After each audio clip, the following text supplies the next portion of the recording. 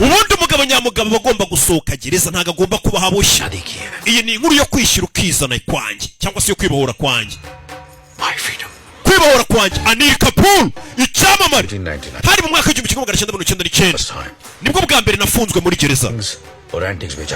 Bundi nari umuntu wicururiza ibintu by'ibitaburo by'ibibumbano bangatiye imyaka 3 kubera ngo nari nibyemo kimwe muri Moreland prison.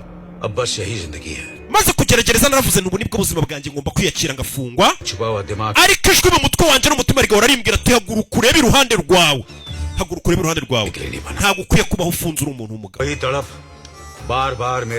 Ibyo bitekerezo byakomezaga bimbwira ngo nta muntu w'umugabo ugomba kuba afunze, agomba kubaho yaribohoye. Byakomeje binsunikiriza gutekereza ukuntu nacika gereza. Ibitekerezo byanjye byari bisanzwe nabyo ari bibi rero naravuze nti gereza nta muntu wigeze utekereza kuyicika. Noneho nkanavuga n'ubundi agahano nakoze kuko nkwiye kugahanirwa cyangwa ubundi baranandenganyije. Jewe ubuzima bubowa ntago ari cyo kintu nagombaga kuba. Mu mugabo yatangiye kugeza agatera